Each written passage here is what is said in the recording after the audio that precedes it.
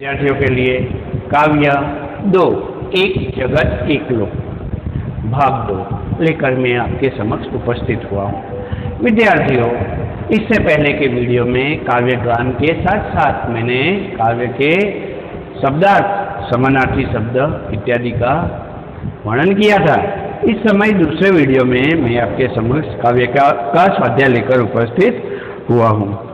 विद्यार्थियों, एक बार मैं एक काव्य फिर से गाना चाहूँगा, आप ध्यान से सुनिए। एक जगत एक लोग सबका है एक मान, एक जगत एक लोग सबका है एक मान, एक चंद्र एक सूर्य एक भूमि आसमान, एक तेज एक हवा एक ही पानी, जीवन है सुख दुख की एक कहानी।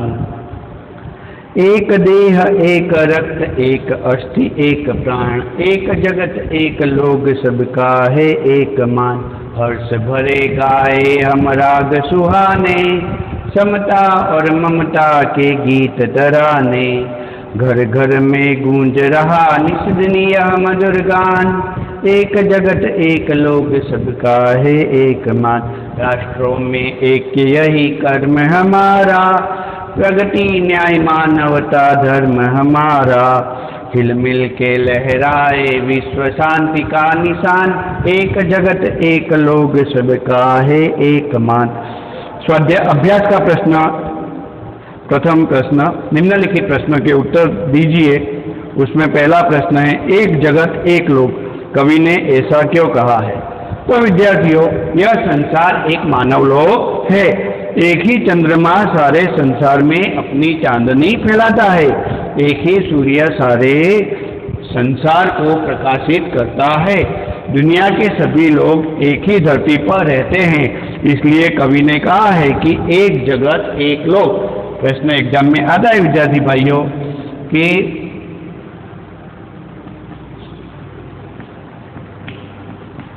कवि ने एक जगत एक लोक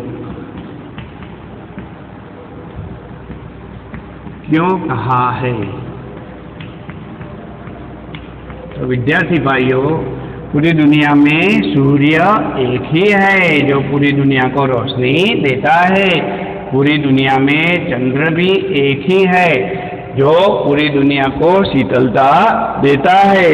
इसलिए कवि ने कहा है कि एक जगत एक लोग है। साथ साथ में पूरी दुनिया के सभी लोग एक जैसे ही है, यानी रहने वाले लोग जो है वह एक समान है। इन कई कारणों से कवि ने कहा है एक जगत एक लोग। अब एक प्रश्न और है, एक रक्त का अर्थ समझाइए। दूसरा प्रश्न, एक रक्त का अर्थ समझाइए। एक रक्त का अर्थ समझाइए। तो विद्यार्थियों, पूरी दुनिया में बहुत सारे लोग रहते हैं, अनेक जाति व अनेक धर्म के लोग रहते हैं। जाति की विविधता पूरी दुनिया में देखने को मिलती है, धर्म की विविधता पूरी दुनिया में देखने को मिलती है, लेकिन मनुष्य के रक्त का रंग एक ही जैसा अर्थात एक समान सभी का लाल है। इसीलिए कवि ने कहा है एक रक्त। अन्य एक प्रश्न है, हमारा धर्म क्या होना चाहिए? तो विद्यार्थियों, मानवता हमारा धर्म होना चाहिए। पूरी दुनिया में हम मानवता का गान करें और साथ साथ में हम विश्व शांति का अभियान भी चलाएं। यदि हम मानवता से युक्त कार्य करेंगे, विश्व शांति का संदेश पूरी दुनिया को देंगे, तो यह दुनिया के लिए अच्छा होगा। इसलिए कवि ने कहा है कि हमारा धर्म मानवता का होना चाहिए। फिर एक अन्य महत्वपूर्ण प्रश्न है, हमारा जीवन सुख दुख की कहानी है, ऐसा कवि ने क्यों कहा है? तो यह भी एक महत्वपूर्ण है। हमारा जीवन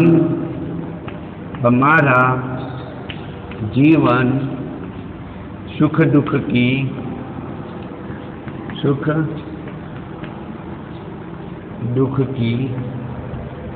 एक कहानी है, एक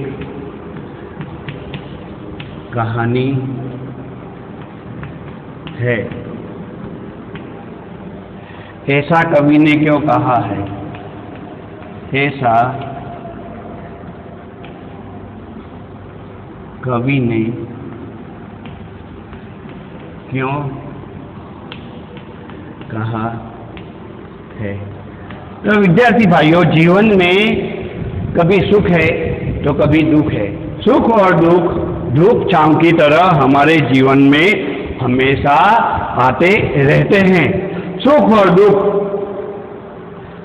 4 दिनों की चांदनी के समान है, अर्थात कभी दुख कभी सुख क्रमशः हमारे जीवन में आते रहते हैं।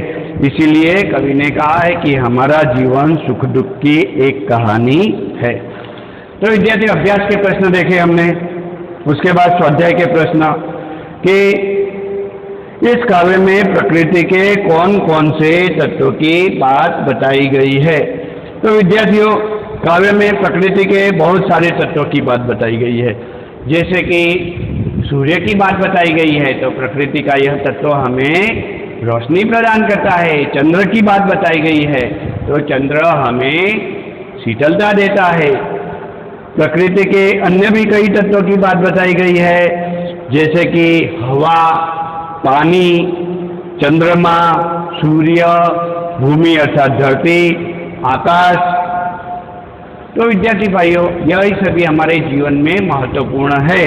तो इस पाठ में कवि ने प्रकृति के अनेक तत्वों की बात बताई गई है, साथ में यह भी कहा है कि यह सब हमारे जीवन में महत्वपूर्ण होते हैं। आप इस काव्य को और कौन कौन से शीर्षक देना चाहेंगे? तो हम एक जगत एक लोक कविता को अन्य शीर्षक देना चाहेंगे, जैसे कि एक धरती, विश्व शांति की कोशिश, मनुष्यता आदि हम इस काव्य को अन्य शीर्षक देना चाहेंगे। विद्यार्थियों, अन्य प्रश्न देखेंगे। हमारा जीवन क्या है? तो हमारा जीवन सुख दुख की एक कहानी है। तो यह प्रश्न मैं आपको लिख के समझाऊंगा। एक एक वाक्य के प्रश्न हैं, एक एक वाक्य के प्रश्न देखते हैं हम। एक एक वाक्य के प्रश्न।